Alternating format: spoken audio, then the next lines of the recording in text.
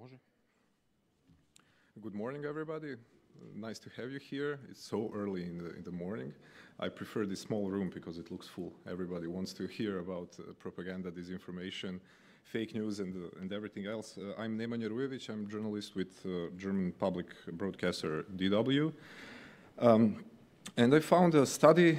It was done back in 2011, the University of Southern California, which showed that average person reads or receives information daily, which is equivalent to reading 174 newspapers a day. It was back in 2011, and nowadays we all do have these small computers in our pockets. It's probably even more. Now, how much of this information are really needed for you? How much would you like to know?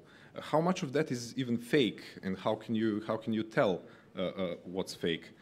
There are even some fake news about fake news. It's this propaganda, disinformation, and fake news are becoming more and more what Germans tend to call Kampfbegriff. It means something like battle term. Germans do have a proper word for almost everything. It means polemical term where everybody can say fake news and blame somebody else and understand different things when he talks about it. Israeli historian Yuval Noah Harari even wrote, when 1,000 people believe some made-up story for 1 month, that's fake news. When 1 billion people believe it for 1,000 years, that's religion. So can we really talk about one single phenomenon which is called fake news, or there are more? We're going to discuss these things today and emphasize the technology question on it. I'm very glad to have these people here today. I'll introduce each one of them and ask them directly first questions.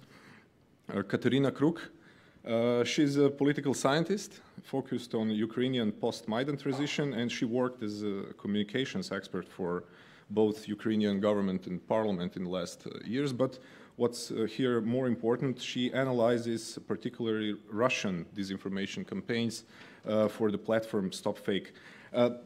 Nice to have you here. So many authors point out that fake news are more novel, more graphic, more newsy, more sexy, if you like, and that's the nature of it. Do we humans tend to believe in this drama and conspiracy more? Are we a post-truth species? I'm okay. The microphone is working. So good morning, everyone, again, and thank you very much for your question. And I do believe that talking about post-truth is especially very, very timely in this very place, because in the present meaning, post-truth, as we use it right now, was first used in 1992 by Serbian-American author Steve Tesić when he was describing actually Gulf Wars. So post-truth, which was a word of a year in 2016, and suddenly it became very popular and everyone started using it, in later years fake news became word of the year. So just to understand how actively these words are being used and how they're being used to describe the reality that we live right now. So the very term post-truth means that we live currently in the world where objective facts don't matter anymore. It's about emotions, it's about perception, and it's about how you build a story and how you appeal to emotions and beliefs of other people. And of course, the very essence of it is not new, because obviously, as human beings, it doesn't mean that prior to 2016 or 1992, more people tend to use their critical thinking and common sense. Myths and stereotypes and false stories that they used to be used for centuries, not only in last decades. But what has changed recently is that something that has been a very much philosophical point of view. Because if you think about post-truth and actually this total skepticism and the very fact that, well, at some point you end up saying there is no truth as such, because there is no one, no object, no person, no institution who could send you, this is the ultimate truth.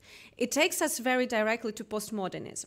But the problem starts when something which is a philosophical thought is taken away from the university chambers and taken by politicians and the method of their operation. And this is what we started seeing thanks to the rapid technological growth, but mostly with years 2013 and 2014, in Ukraine. I will be also very much using Ukrainian experience because so far, up to this point, Ukraine, I do believe, and this is very unfortunate that I'm saying this, is one of the most experienced countries in the world which is dealing with fake news, with disinformation, with propaganda activities, and actually being in the state of this post-truth society. As well, Valbona ZENELI, she's a professor of security studies at George C. Marshall European Center, and she's also a frequent author for many international leading outlets. Welcome. Thank you. Thank you for inviting me.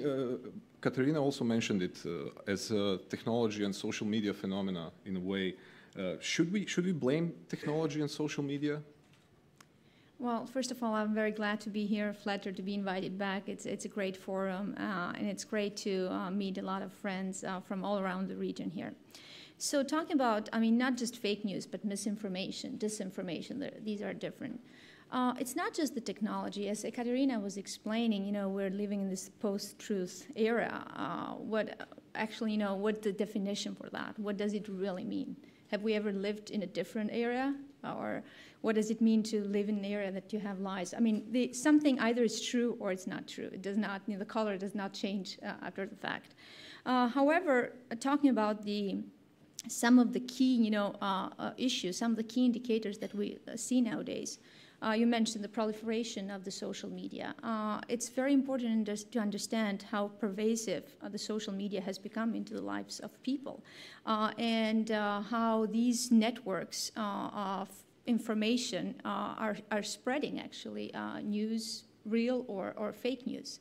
According to some studies, more than 40% of American people, but I think that's the truth also in Europe and in the region, the Western Balkans, are getting the information from social media, so that they do not read newspapers anymore. So this is how they get information. So this is the first thing, social media. The second thing is the commercialization of the mainstream media. I think news are being incentivized, so it's becoming more of a business. We have lost, or media, the mainstream media has lost that first objective of educating people also through the media. So I think this is an important characteristic to be taken in consideration. On the other side, news cycles are becoming shorter and shorter, so this is why they're losing quality control. So we are in a continual state of breaking news. So when do you have the time to really check the facts and really deliver some important news to people?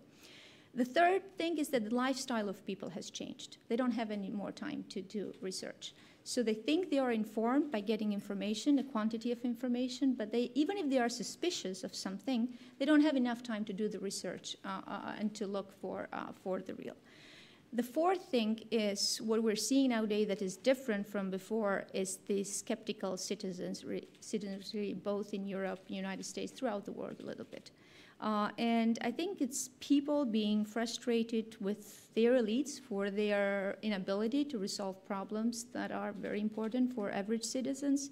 And these are slow economic growth. And I'd like to point to that because I think this is also one of the solutions or one of the responses, not solutions, to go back to, you know, an area, not an area of misinformation that we're living nowadays. So slow economic growth, deindustrialization, immigration and terrorism, but also the overall decline of self-confidence, I would say, also in the Western society. So that gives more focus.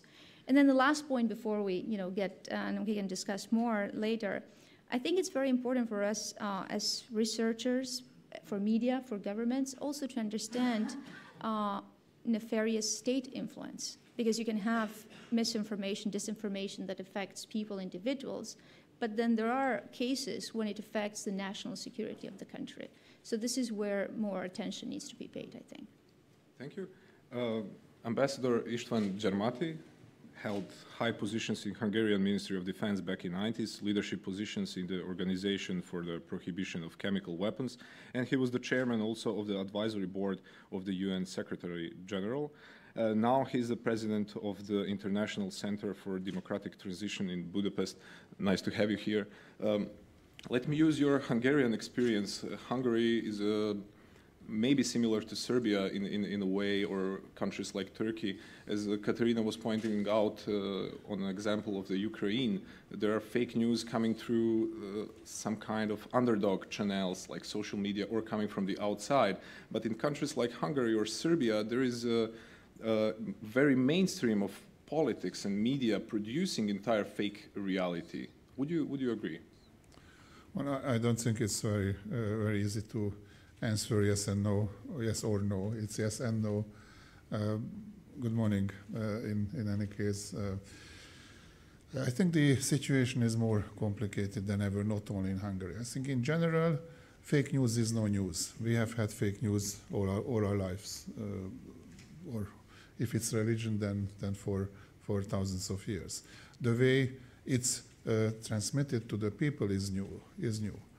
And I think we have to recognize, and our politicians don't, that they have to talk a language that people understand, because there is no intellectuals role, the opinion-making intellectuals, the newspapers that people can rely on. It's all gone.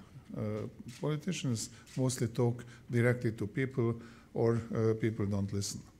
The best or worst example, as you wish, is Donald Trump. Donald Trump is not an extremist. But Donald Trump understood how to talk to the people directly, and that, among other things, got him elected. We don't know how to do it. It's of course, much more difficult to transmit sophisticated information. Is much more difficult. But I think we have to learn how to be populistic, because populism is not an extreme right political view, but it's a way of communication. It's a way of communication that you use a language that people understand. Unfortunately, extremists can use it much better. There are a few exceptions. I can name two politicians who are not extremists and can use it very well, Donald Trump and Carl Bildt. But if you want me to name a third one, I would be in difficulties. And finally, let me give you an example from Hungary. As you know, Hungary has been exposed to mass immigration or emigration, or both. First immigration and then emigration. Hundreds of thousands of migrants went through Hungary, and then we closed the border, and there is now nothing. When the mass immigration happened, there was no serious opposition in Hungary against that. Hungarians rushed to help those people, those migrants. Now that there is none, 85% of the Hungarians are afraid and oppose migration. Why? Because it's the way it's explained. And I give you the example. If I'm an extremist against migration, I can tell the news, the message. The message is these Muslims will come, rape your wife, maybe you too, take away your job, and make us Muslim. We will lose our Christianity. That's the news, and that's the information, that's the message, and it gets through. If I want to explain what we I think all think about it, it starts that yes, there are migrants coming, they are Muslims, but Muslim religion is nice, and they don't want to rape you, and that's where the people stop listening. So we are not able to send the message in a way that people are listening. I'm not even talking about understanding. They don't even listen to it. So I think there is no way out. I mean, you cannot not do away with social media. You cannot do away, and you should not do away with Twitter or Facebook or whatever. The only way out is to learn how to use it, to learn to use it as effectively as the extremists do now, including Vladimir Putin, including Xi Jinping, including many others who can, I mean, extremists in a different way, of course, but that's I think the only way out. And unless we do it quickly, we are losing the battle, and we are losing the war too. Thank you for that. Oana Popescu, she's the director of Global Focus Center, the think tank in Bucharest, Romania. She has previously served as State Secretary of EU Affairs. You've recently edited a study about vulnerabilities of target societies when they confront fake news. And this study said that even rich and strong societies become an easy prey often. Why is that? Well, in replying, I'm afraid I'm going to challenge a little bit Ambassador GYARMATI's approach. Our study was called Propaganda Made to Measure. And the reason it was called that was that we believe it's not so much a matter of communication. Communication is still the vehicle. What propaganda taps into is the vulnerabilities that we already have, the resilience gaps that we leave open for others to weaponize against us. And we analyzed comparatively countries in the Black Sea region that are NATO and EU members and countries that are not NATO and EU members, countries with very different internal circumstances, poorer or richer. They all come out relatively similar. And by the way, we're replicating now the same study in the Western Balkans. So I expect a lot of you here will get questionnaires from us. But the conclusion that we reached was that the reason we are vulnerable is that we are afraid, and we are all equally challenged by the speed of change, the speed and the scale of change. Now, that being said, I absolutely want to emphasize and warn against feeling that history starts with us. It doesn't. The printing press was invented, radio was invented, television was invented. None of these types of changes is new. What differs now, and I recommend a study made by RAND Corporation with it, which is called Truth Decay, is that at each of these moments in time, there were things that the dynamics that were common. The one thing that's different apparently today is the disagreement about facts and data. We didn't have so much disagreement about facts and data when the radio was invented, when television appeared in our lives, and so on and so forth.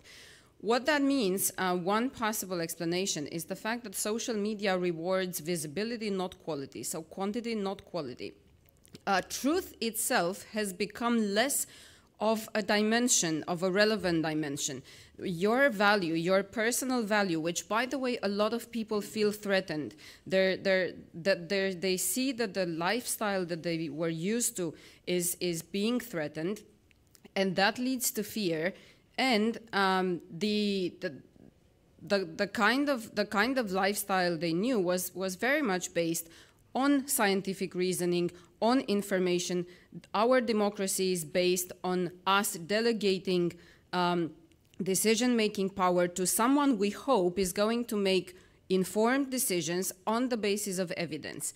Now, social media grants you more or less personal value, not according to how accurate your statements are or how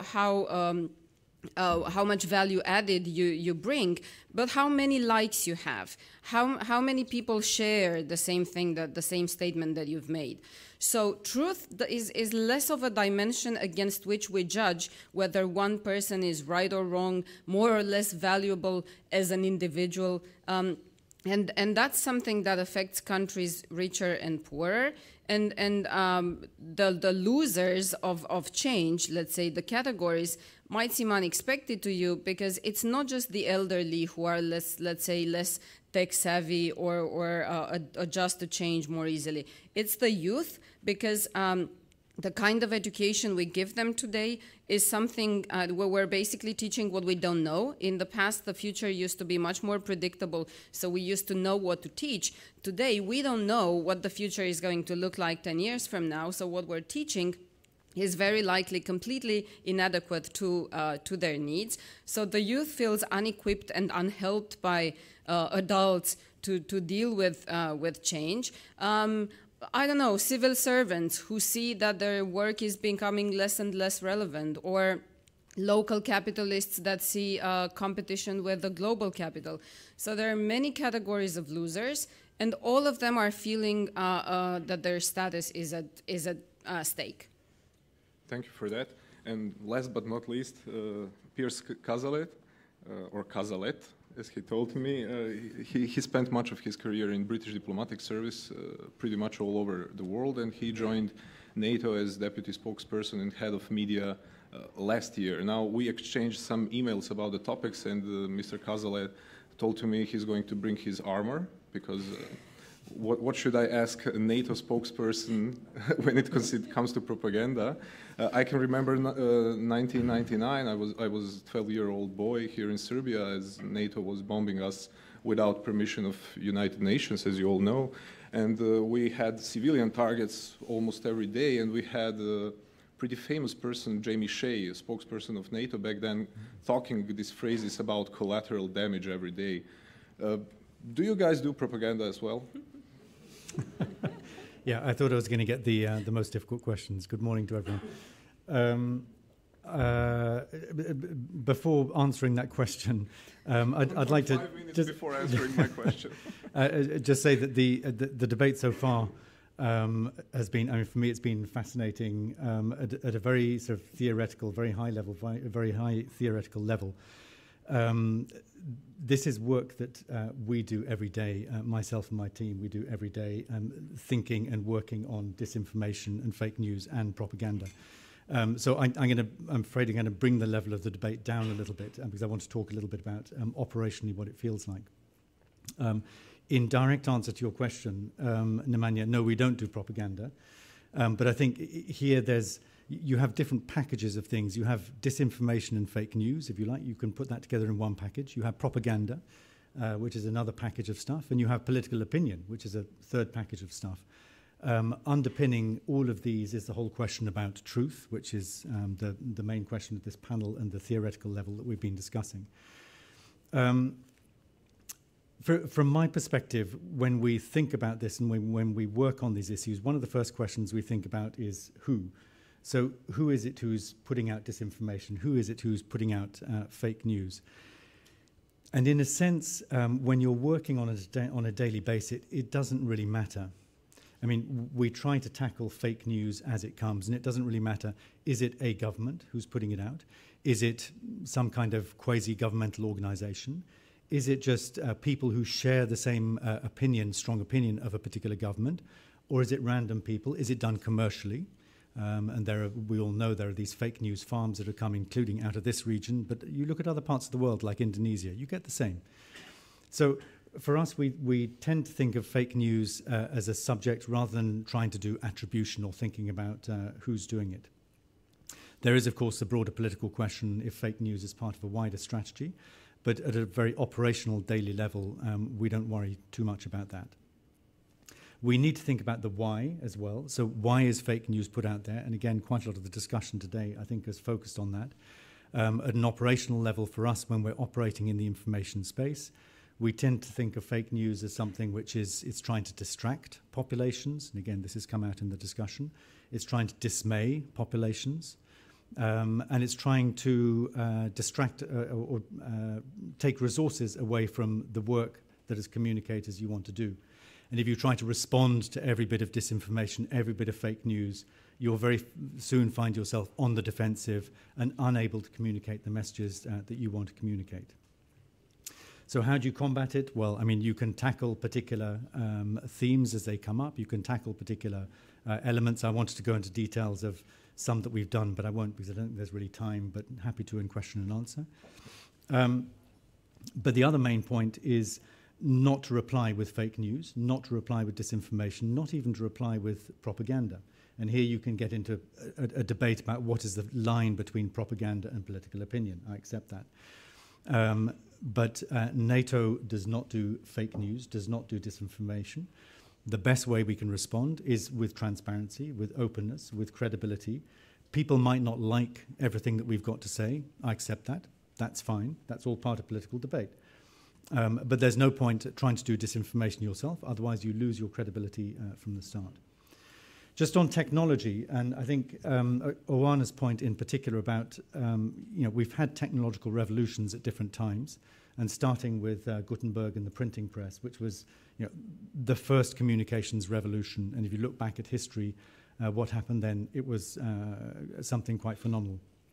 I think we are in a similar type of phase now. There is a technological challenge. There's what we call the Red Queen pattern. So you can get one side that will try to use technology to achieve particular aims, and then another side which will use technology to try to counter what that first side is achieving. I think in a sense this is what's happening now. I'd just like to point to one example, and I'll pronounce this wrong. Kateryna will probably correct my pronunciation. It's a Lithuanian website called Demaskwok, which uses artificial intelligence to filter all sorts of sources of news to pick out what might be fake news. It's then passed to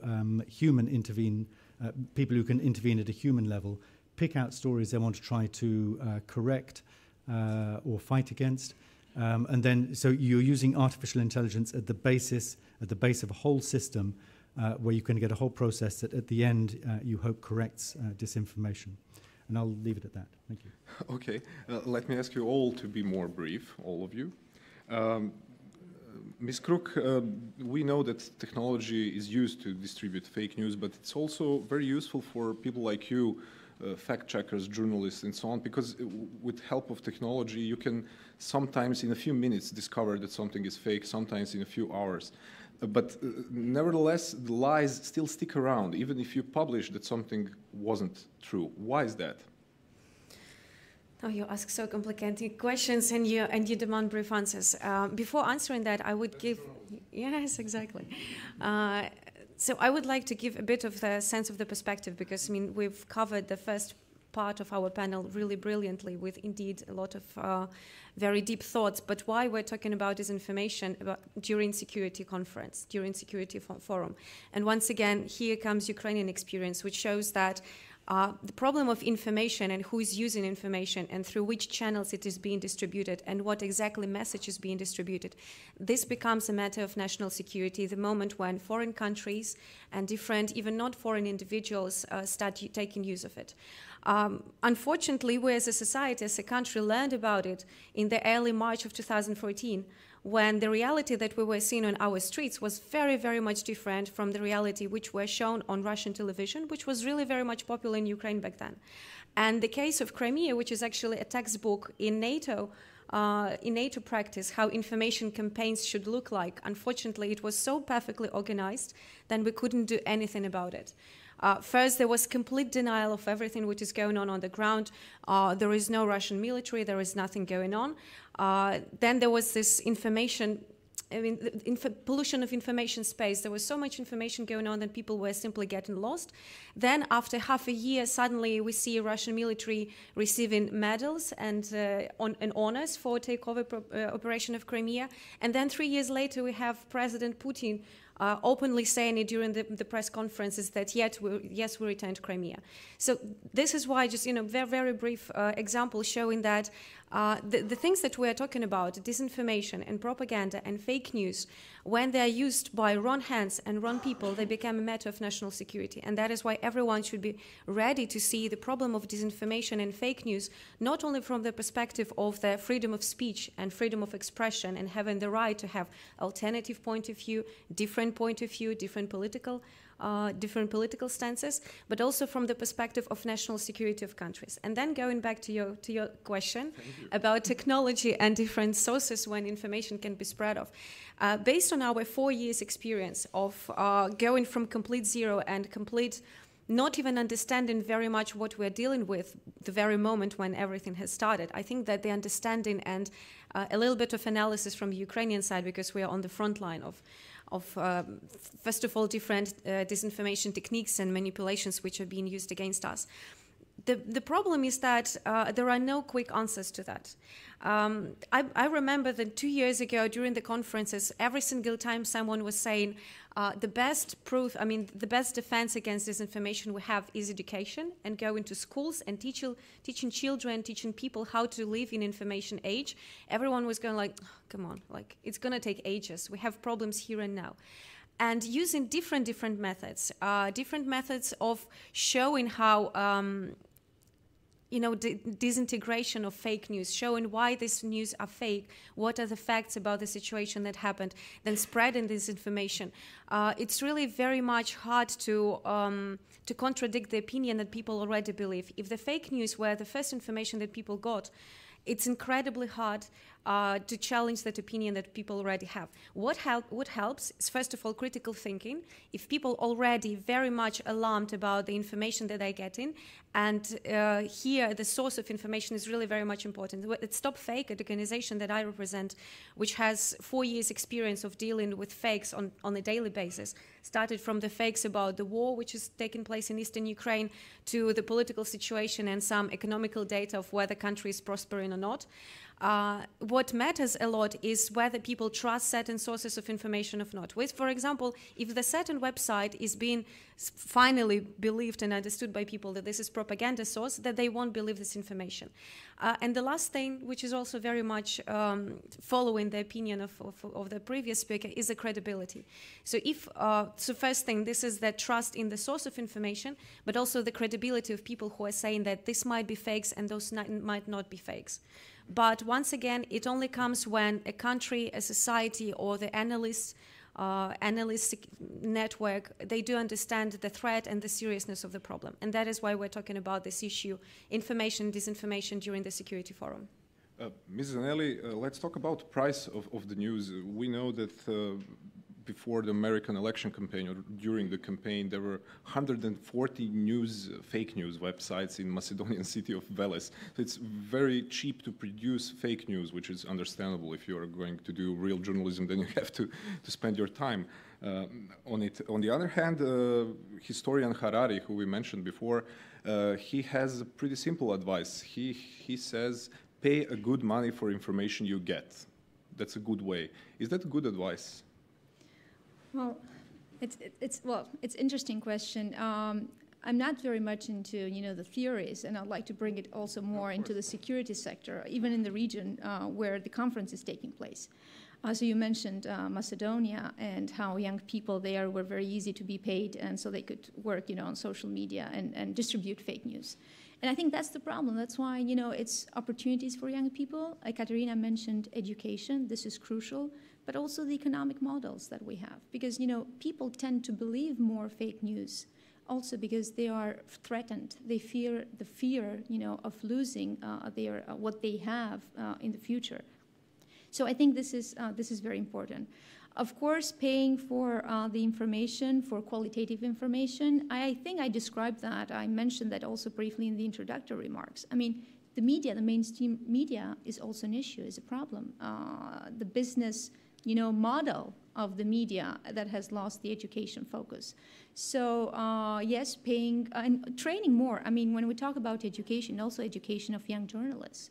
Even in the region, you don't have enough resources to train the new journalists to understand, how to work on qualitative information. So I think that is very important. But also the third element is that we need to have more people from the research community, people with the real knowledge, be engaged in communicating with the public. And I'm not saying here just countering, fake news or countering misinformation. And that's the most difficult to be understood. Disinformation is easier, but misinformation is just manipulation of data and facts that already exist. So that's the most difficult one. So involving more people into the public debate, communicating with them, I think it's crucial. Governments need to do that, but also international organizations. NATO is already doing that. European Union is trying to pay more attention. It started with the Eastern Partnership countries, where the problem was bigger at the beginning, and now is focusing more on the Western Balkans, where this is becoming also a challenge for people. Mr. GYARMATI, former Italian Prime Minister Renzi even told New York Times once that very quality of Italian democracy depends on the help of Facebook. Now, did we give up democracy to these private tech companies, or does it depend too much on them? I don't think we gave it up, or we gave it up. It's we know now that there are different forms of democracy. Of course, many or different ways of practicing democracy. Of course, many, like Mr. Putin, abuse it because they claim that they have what does he say about democracy? But we all know that democracy can be very different. When we made the changes in 1989, 1990, we all knew what democracy was. It was what happened in Germany. Today, or in Austria. Today, it's very different. We can say that Facebook is taking away our credibility or our democracy, but I think this is an easy excuse. What we need to do is and unless we do it, we will lose how to use these new phenomena to promote democracy. I think that there should be ways, and we have to find out how it works. So I think we do not want, and we must not want to give up that Facebook or the new ways of communication are destroying democracy. They are changing democracy, and they might destroy democracy. But I think Oana did not contradict me. I think she complimented me more. Of course, there is substance and there is way of communication. What you were talking about, the vulnerability of all societies, actually, not only the Central Europe, the American, the German, the British, all societies, because of the quick change that people cannot digest, I think is there. How we handle it, we cannot do away with it. We cannot do away with globalization. We have to find a way how to handle it, and these new ways of communication actually could make it more easy, but at present, because we are not able to use them, they are making it more difficult. I just wanted to say something to our friend from NATO, and everybody who knows me a little knows that there are no bigger friends of NATO in Hungary, or I would say in Europe than me. But everything that you said about NATO is correct. I agree with that. But we have to add one more thing. What NATO is, or almost all what NATO is doing, is fine. It's correct. It's nice. It's not fake news, but it's boring, long and boring. You know, when I listen to my good friend, the Secretary General, when he is giving a press conference, I enjoy it a lot. How many people in their teens or 20s not enjoy it, do listen to it? Zero. Not even my son. Actually, my son is 40. So I cannot convince these people to listen. Or have you ever read the conclusion of the European Union? I have to admit no. And I will never do it because it's boring. These people are writing these council conclusions for themselves, not for the public. And I think this is a huge problem. And this is why this is one of the reasons why we cannot handle the vulnerability of our societies. Because our message is the right message, the correct message, the credible message doesn't get to them. So, Mr. KAZALET, you're boring. No, he is not boring. There are exceptions. And Jamie Shea was not boring. You can say a lot of things about Jamie, but he was never boring. So maybe he just retired, unfortunately. Maybe he should come back and teach us. Mr. KAZALET, let me pick that up. On one hand, as I told in the introduction, fake news are more graphic, they're more dramatic, they're more interesting. On the other hand, what Ms. ZENELI told, when big media try to go commercial to be more interesting, it's also not good for real news, for real journalism. Do you see it as a problem? Okay, well, maybe if I can come back to the first challenge first of all, and NATO is boring. I mean, my sort of gut response is I'd rather be boring than dishonest. And I think that, there's part of the communications that you see, which is targeted at particular audiences. So when the Secretary General speaks, he's speaking for particular audiences in a particular way. We do actually have a lot of other communications product, which maybe the ambassador has not seen, a lot of audiovisual. We work with social media. There's probably ways we can get more agile and more creative and more imaginative. I accept that. But we do reach out to different audiences in different ways with some, I think, some reasonable impact. But we're not going to go down the path of being sensationalist or being dishonest to try to get audiences. For us, the consistency of messaging is very important, because this goes back to the point I was making earlier about credibility. And again, if that's a debate between being boring and being credible, I'd much rather be on the side of being credible.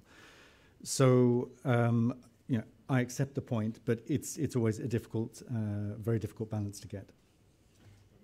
Oana, how would you describe the role of social bots? We saw during a presidential debate in the United States that both candidates use millions of social bots. We have it also in Serbia, but we don't have bots. I guess they can not work with Serbian language, so we have real people, trolls, doing this job, hundreds of them, and yeah, getting jobs in public service for that. They're only repeating already outspoken messages. What's their role? Why are they important? Well, let me tell you what that means. What was the most important lesson to learn from the sheer existence of social bots? And I'm going to go against the mainstream beliefs at this point. Debunking doesn't work. So just telling people that disinformation is disinformation doesn't work. No true, honest story beats a sexy fake story.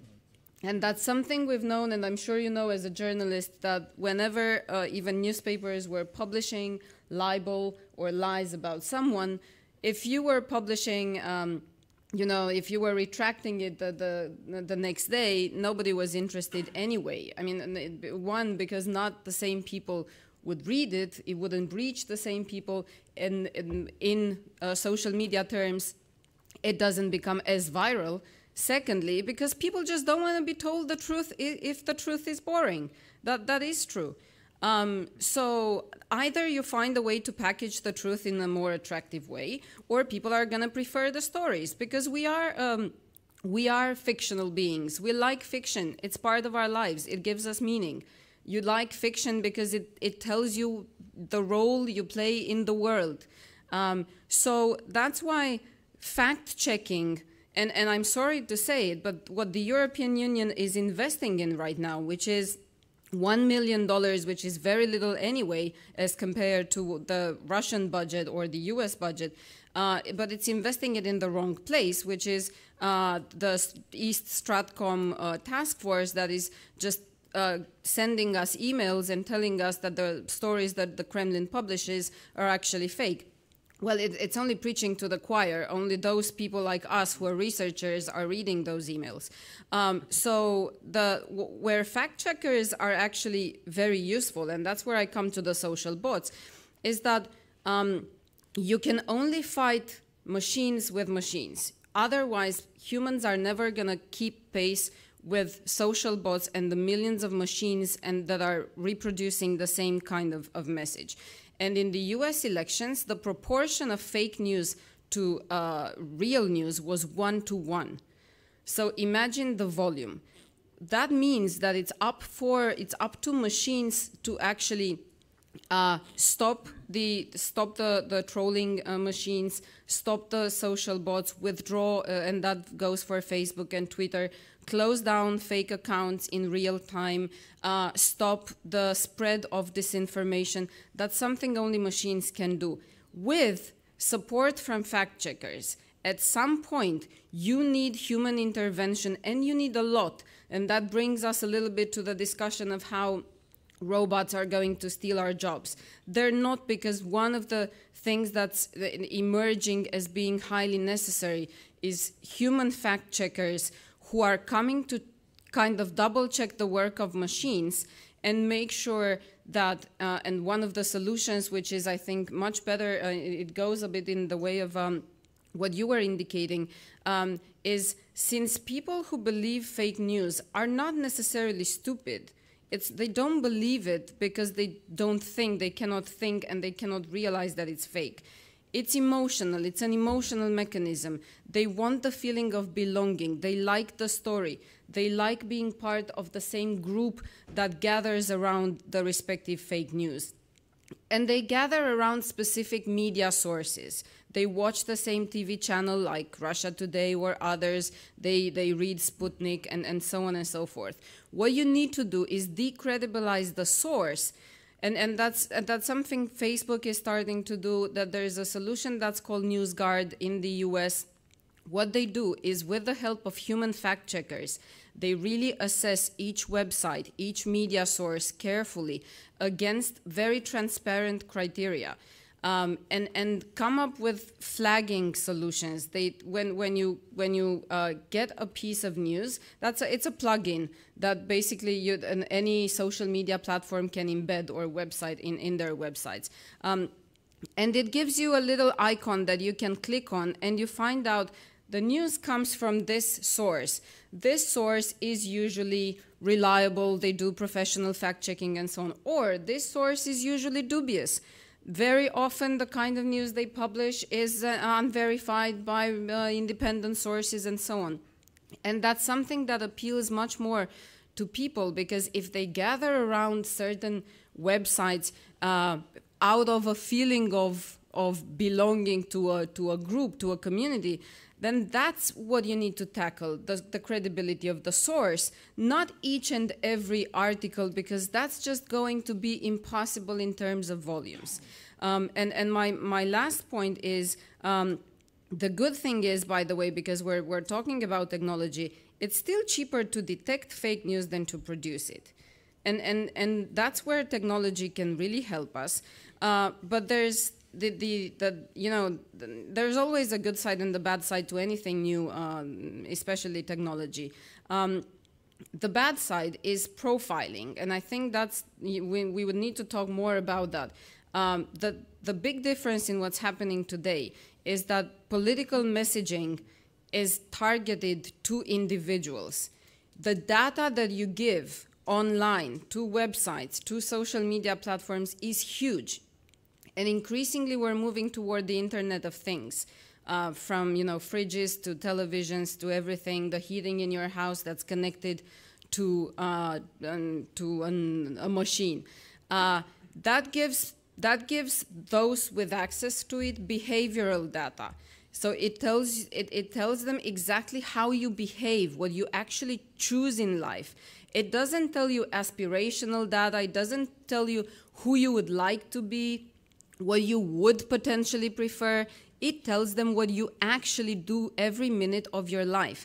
And that allows, in elections, which, by the way, are more and more hotly contested and very likely to be determined, by a very thin margin. What that means is that you need to prepare for upcoming years of extremely targeted political ads, for instance. That's already happening, but it's going to happen on a larger scale.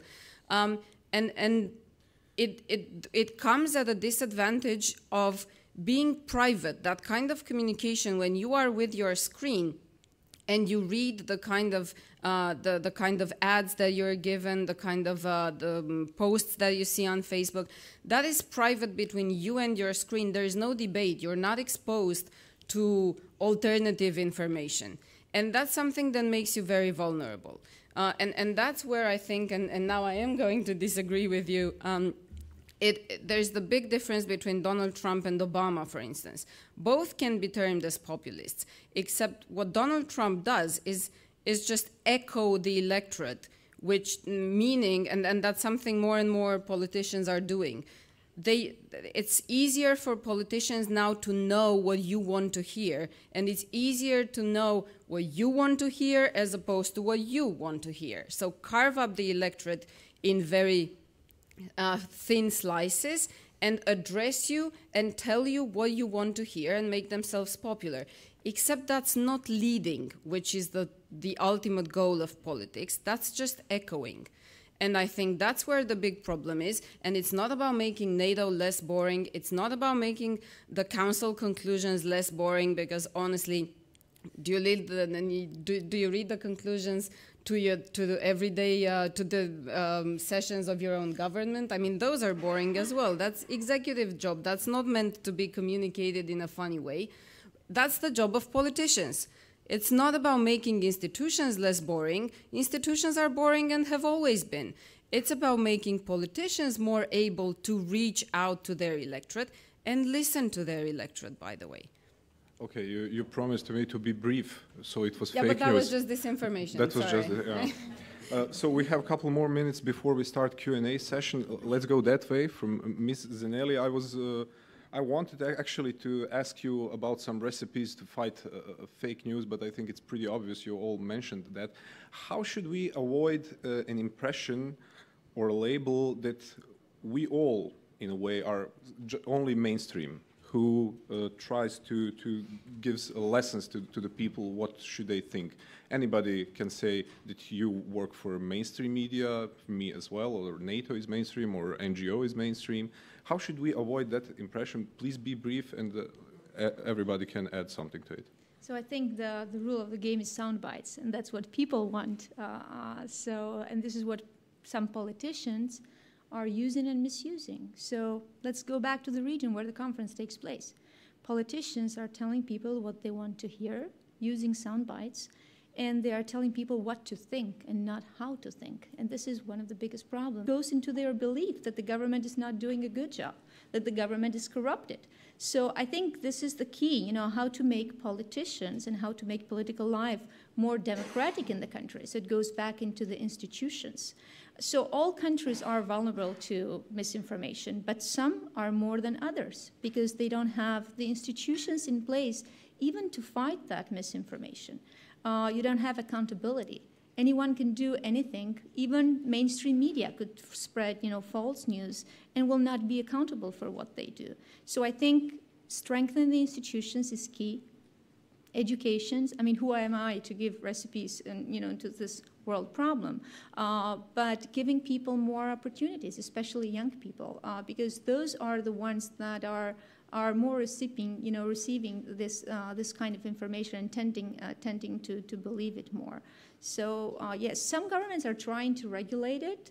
I think it's also an issue, a challenge here, because it goes into security and also privacy and freedom of speech.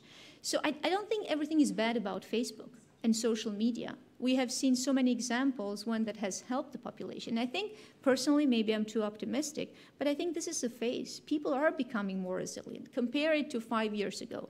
People know better how to distinguish news. So I think, with the right work, with strengthening the institutions, government investment in strategic communication, pure, simple strategic communication with people, technology investment, so private technology investing in more technological stuff, and I think this is the key for focusing on the future.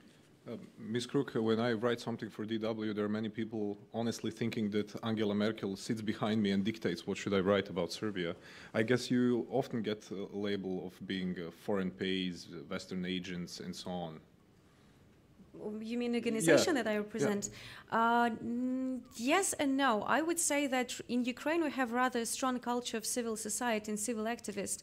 And in the last 4 years, almost 5 years, ever since the Euromaidan revolution in Ukraine, the revolution of dignity, where actually activists and NGOs were front runners who were offering different methods of change, starting from draft laws and then introducing different narratives to the society.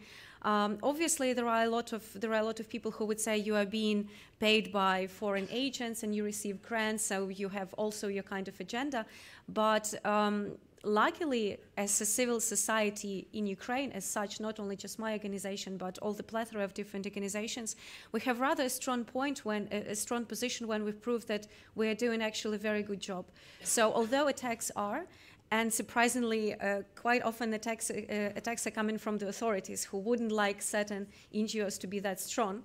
But we're able to fight back because we simply produce such a quality work that the NGOs and civil sector is one of the most trusted segments or institutions as such in Ukrainian society. Right after church, army, volunteers, there goes civil sector. So we have around 23% of support.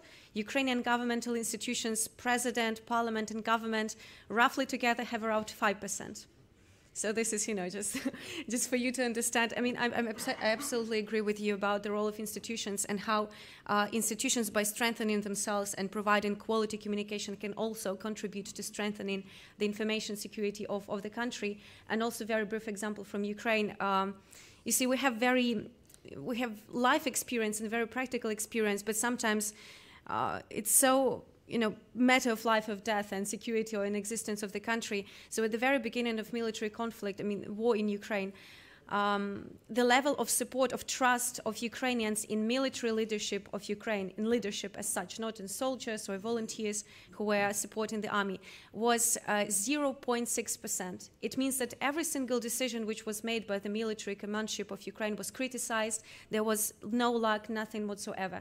Then communications experts from the private sector, they came to the General Staff, to the Ministry of Defense and Ministry of Interior, and they started helping how to curve the communication in a better way. And what they have done, they opened up the communication, because military said, why do we need to talk to journalists? Why do we need to prove that we are doing the right thing?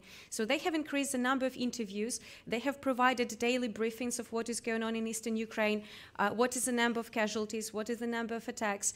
The highest level of commandship started answering the questions, doing Facebook Live sessions, talking to journalists.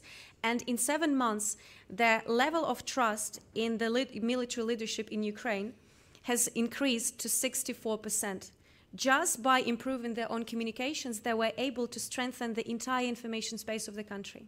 Okay, Mr. CAZALET, how do you avoid an impression that it's only NATO trying to teach us lessons? If you're trying to correct fake news? I'm not sure. I mean, to be honest, I'm not sure there is that impression out there. I think. And I mean, coming back to some of the discussion we've had earlier, I mean, I'm actually optimistic, or fairly optimistic as well, on this whole question. Fake news, several years ago, fake news was a real and growing problem. But I think now there's a lot more awareness about it in all sectors. So if it's governments, governments are much more aware and concerned about the problem and thinking about ways of tackling it. And I think there a turning point was in particular, the French elections, the French presidential elections, where there was some clear disinformation going around about Macron. And there was a clear kind of robust awareness from the part of the government in rebutting that. And that has continued since. So governments are aware and starting to do something about it.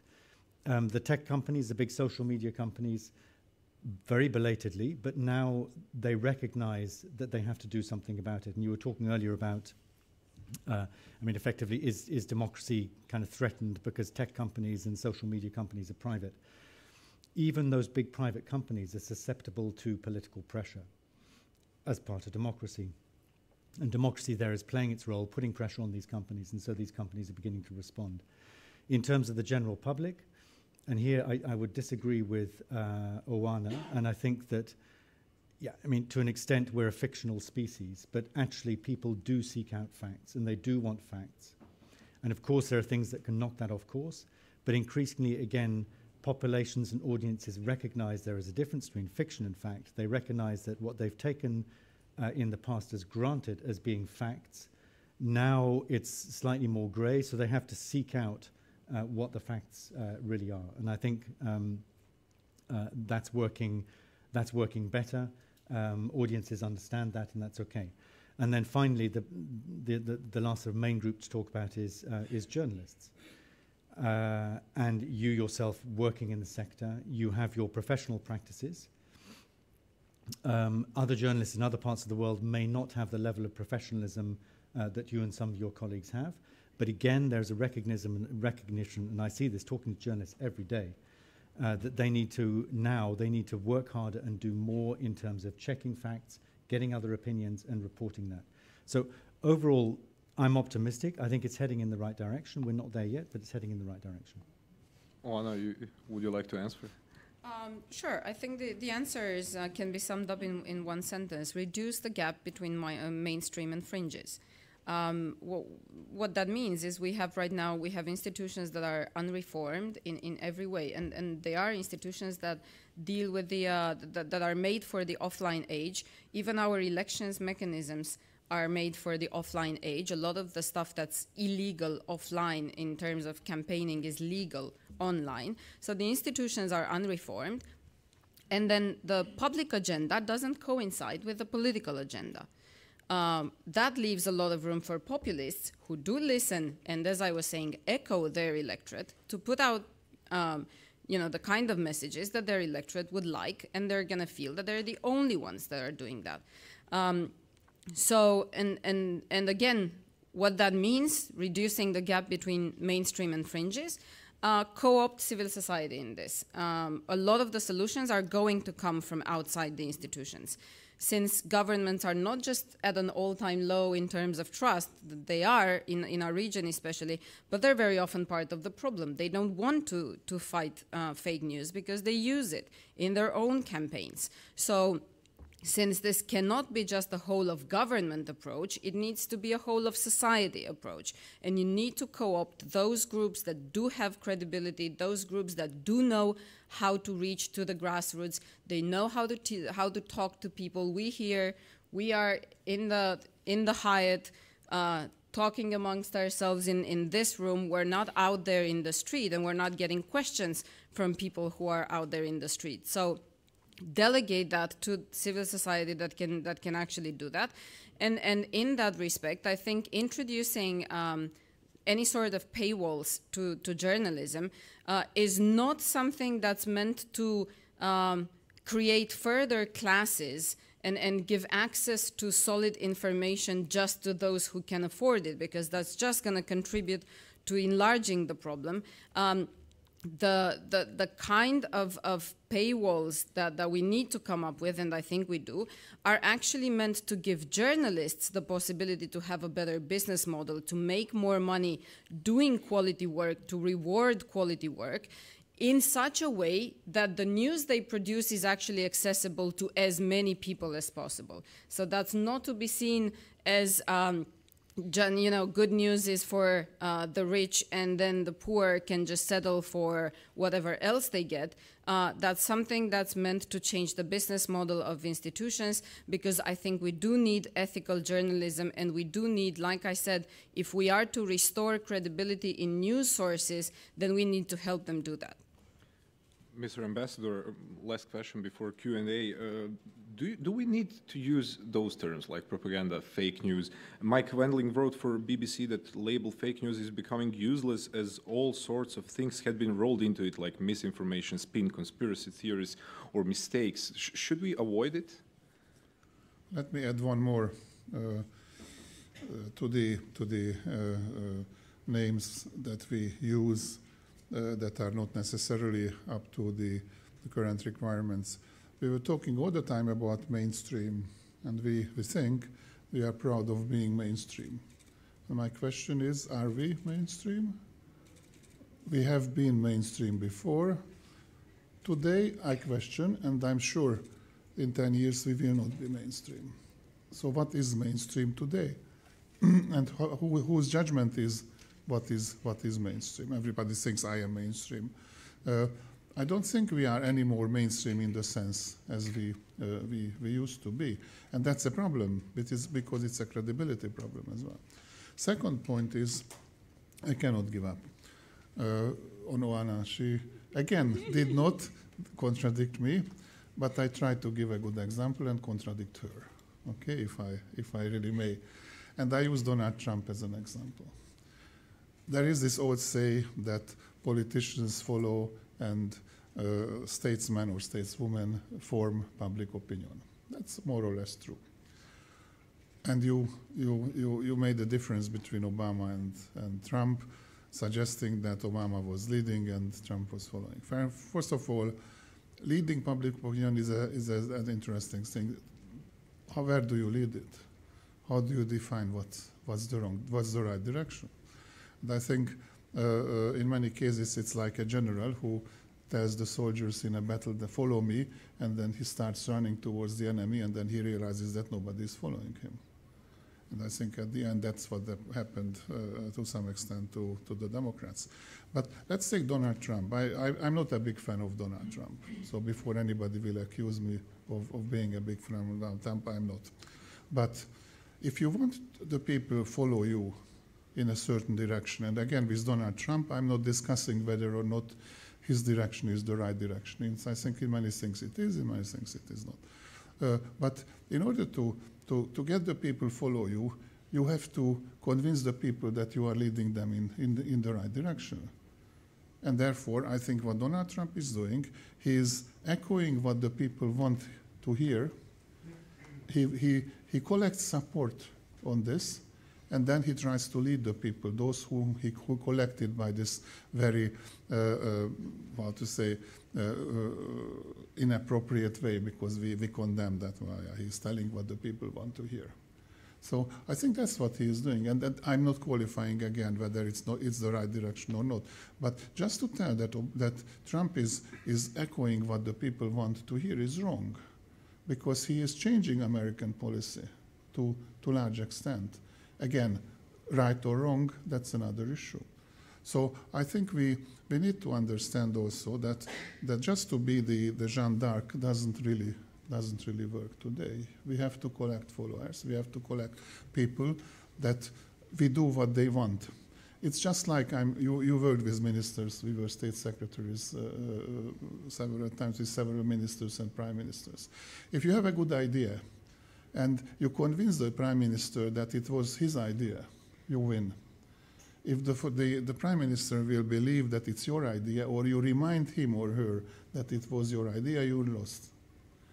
I think to some extent it's true to the people. We have to convince people that we are leading them, or whoever, whoever the president or the prime minister, leading them in a direction that they want, even if this is not exactly true. But first step is to convince them that I'm your guy, follow me, and then they will follow.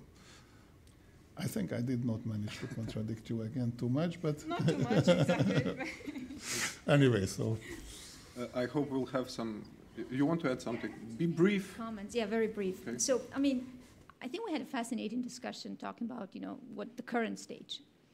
But before coming to this panel, I was thinking, what are the linkages of what's happening nowadays, misinformation, with the other security challenges?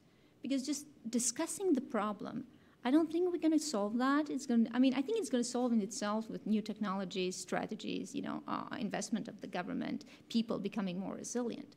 But I think for us, it's urgent to understand what are the links to the other security challenges. Because, you have non-state actors using propaganda and misinformation related to terrorism, violent extremism.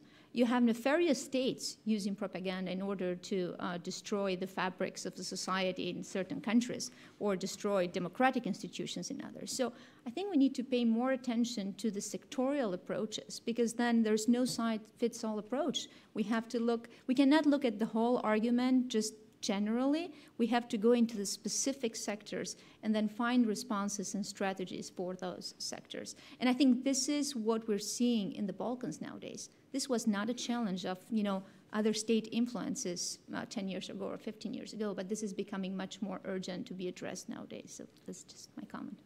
Thank you. There's the mic over there. I would appreciate, a lot of you. Let's go over there.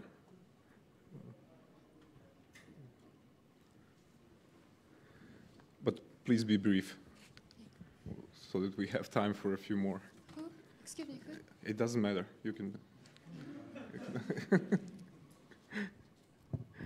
Thank you very much for the very interesting discussion. My name is Asia Metodieva. I'm a PhD candidate, and I'm happy to represent the infamous Central European University in Budapest, the one that promotes terrorism, gender agenda, and what else? Illegal immigration. So I have two questions for you. One of them, if we take the security perspective, should we tackle the message or the source? I think that this question was kind of addressed, but I'll be happy to hear other opinions as well.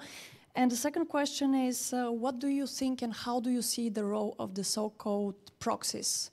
So if we look at Central and Eastern Europe, we have a lot of governments who openly promote or, let's say, copy-paste and encourage agenda which is, for example, anti-NATO, anti-Western, and contributes very much to the broader, let's say, actors or the bigger actors in this picture, like Russia. Thanks. Who wants to pick up?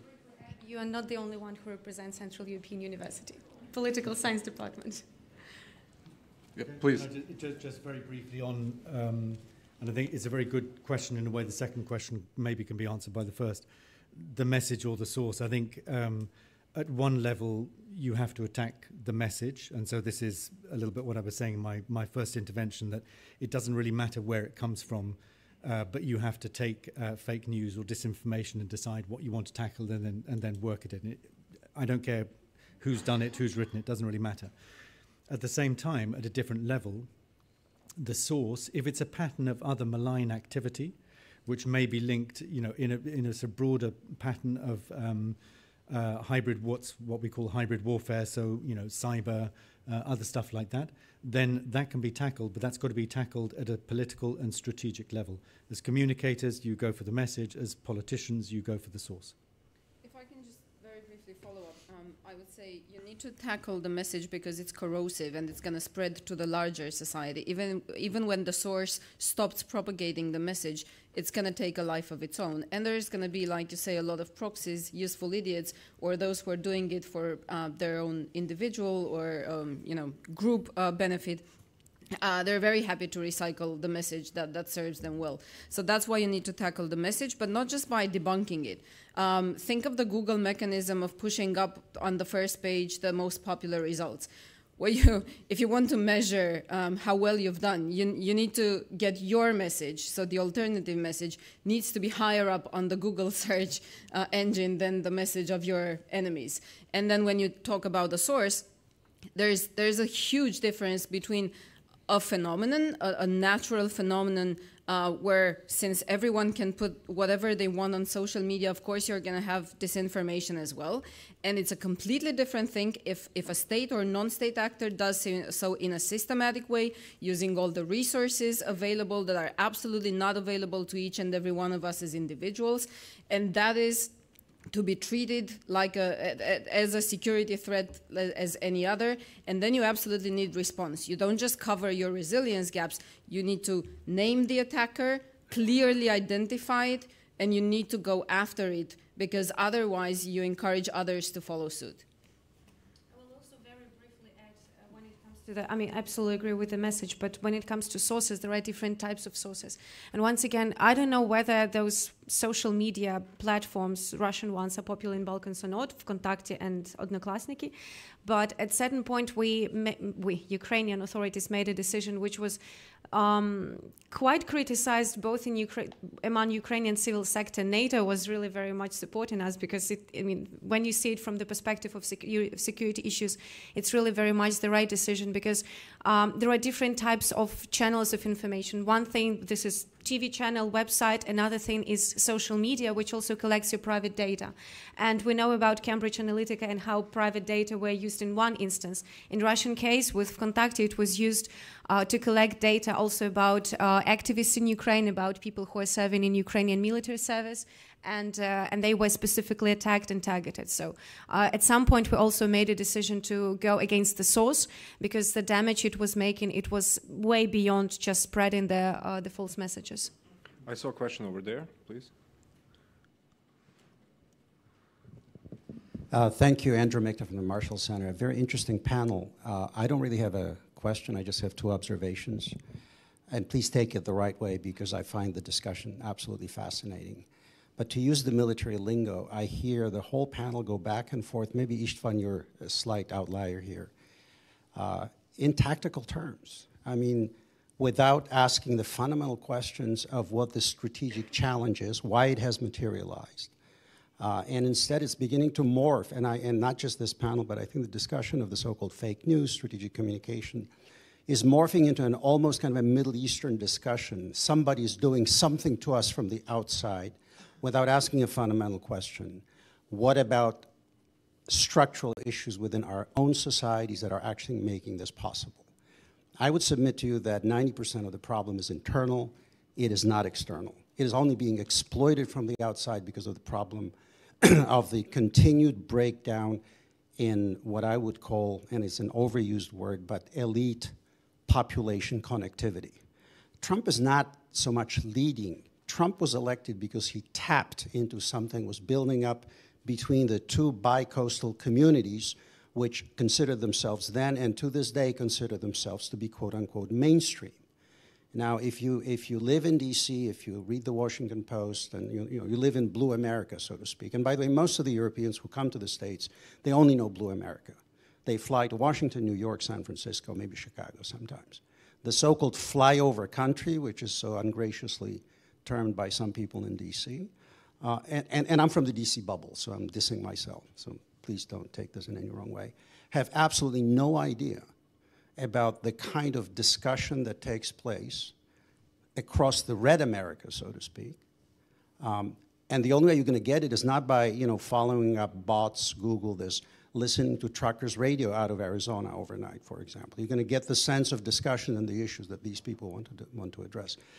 My point is that I think before we start talking tactics, we should look at the internal source of the problem, because once we address those and basically restore the element of societal trust, which has been evaporating. You can be manipulated only when you no longer have credible confidence that what's being provided to you from the leadership position has value. So if you've left the point that if it's in the Chicago Tribune, it must be true because it's in the Tribune. If reporting has morphed into editorializing, and I don't care if it still has CNN, Fox News, or whatever on it, it's editorializing, it's not reporting, and it's frankly propaganda. We call it mainstream because we're wearing suits and we feel comfortable about that. People who are subject to those policies that they're objecting to, they don't see them articulated, they're then becoming subject to external manipulation. Let's not become like a Middle Eastern community where we walk around and say, instead of what are we doing wrong that this is actually happening, that our democracies are being undermined, not so much by Russian bots, I mean, I'm sure everybody's trying to do this, but actually by internal processes and democracy deficits in our own communities. Before we start saying, how do we now at the tactical level oppose what those bad people from the outside do to us? Does propaganda impact people? Sure. But if you look at the story of Radio Free Europe, Radio Liberty during the Cold War, it was fundamentally the cohesion of Western societies, the strength of the values that we represented, and the message that we had to deliver. It was not about tactics. You could have a bigger radio station, smaller, it didn't really matter. The reality was that people who were receiving that message, they sensed that what we were selling, quote unquote, was a superior product. That has all but evaporated. And I think as long as we don't recognize that the internal problems are here, we stopped teaching civics in the States in the 1970s. I've spent 27 years in academia before I moved into government. My students at the undergraduate level had no idea about how our government works, basic processes, the values, the meaning of Republican democracy, and all the other issues. And instead, they were perfectly versed in all the studies of whatever studies you can imagine. And if you begin to break the disconnect between the elite, you begin to break the connectivity between the elite and quote unquote the citizenry, then you're going to make yourself vulnerable to whatever experiments others want to play on you. So just my rant for today. Thank you. Thank you, thank you. I really feel compelled to respond because it means we've, or at least I have done a really lousy job at actually communicating, which just comes to prove that we're in our own bubble here. Because that's actually, I started, the first words I said were that our own study was called Propaganda Made to Measure, because it was because propaganda is tailor-made, because in military terms, again, it uses the security gaps that you leave open. I mean, it's not something that comes from outside and creates vulnerabilities. It tackles our own vulnerabilities in our social, political, economic, security systems. Except I think we might not exactly agree on the precise vulnerabilities that it addresses. I think clearly that the cleavages in our society are exploited by propaganda, internal and external, by governments, foreign and our own, by groups in society that are not governments. But you know, for a long time, I mean, of course, education always helps, and we haven't done this enough. But liberal democracy has always focused, at least in the past few decades, on delivering prosperity and security by expanding the pie, at least the economic pie. And that's been relatively easy to do before the crisis. Right now, what we are witnessing is an increase of global population to 7+ billion, which is not what we had 10 years ago. And an economy, a global economy that just doesn't grow at the same rate. So whatever civic education we might have done 10, 20, 30 years ago, it will be at least to some extent inadequate to what we have now, which is we also need to address this. Can we still deliver prosperity and freedom and the feeling of security and freedom from fear to our populations by relying on the same model of simply hoping that, that liberal democracy is going to, by default, do this because the pie is relatively easy to expand. Now the pie is actually shrinking. And so obviously I want to preserve my slice as it was 10 years ago, and I'm going to take some of yours. So I think that is a relatively new social dynamics that we really need to look into when we assess our vulnerabilities that are exploitable by propagandists. I completely disagree with everything you said. Okay, please, one more here and here, please. Thank you very much. Thank you very much for the discussion. My name is Welle, and I'm master student of international security, and I'm currently writing thesis about Russian propaganda in Serbian daily newspapers. But I have a question for Mr. CAZALET. There is a strong cooperation between Serbia and NATO, but it always looks like that Serbia has much stronger cooperation with Russia when you read Serbian newspapers and when you follow Serbian media. Do you have a feeling that it is because of strong Russian propaganda or strong emotions of Serbs towards Russia, or it also has to deal with maybe the failure of NATO's public diplomacy when we talk about Serbia? It's a good question, and actually, and I was talking about this with Nemanja just before the session. And if you look at the levels of practical cooperation between what Russia does with Serbia and what NATO does with Serbia, in terms of some very basic things like exercising and training and stuff like this, NATO actually does far more. NATO and NATO countries do far more than Russia does. But you're right in that doesn't get a lot of coverage in the press. In the media, in the Serb media. Are we worried about it? And we've had this debate internally. Are we worried about it? Should we worry about it?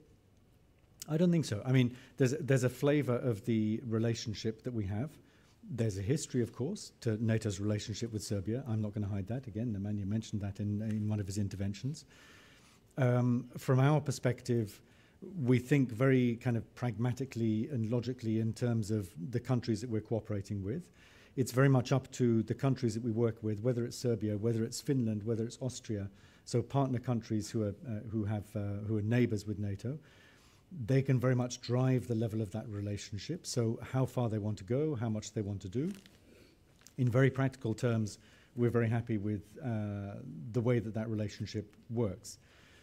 Personally, I would like to see a more positive flavour of coverage of NATO in the Serbian media, but I understand it's complicated. We're not there yet. Maybe it's the level at which we communicate, and we tend to communicate at a fairly rational level. And even what I've said just now, you know, we have more pragmatic cooperation, a greater level than we do with than Serbia does with Russia. It's a very kind of rational figures argument. Maybe we need to find a different way to communicate in the Serbian information space. But in terms of level of cooperation, we're very happy with the way it works, and we hope it continues.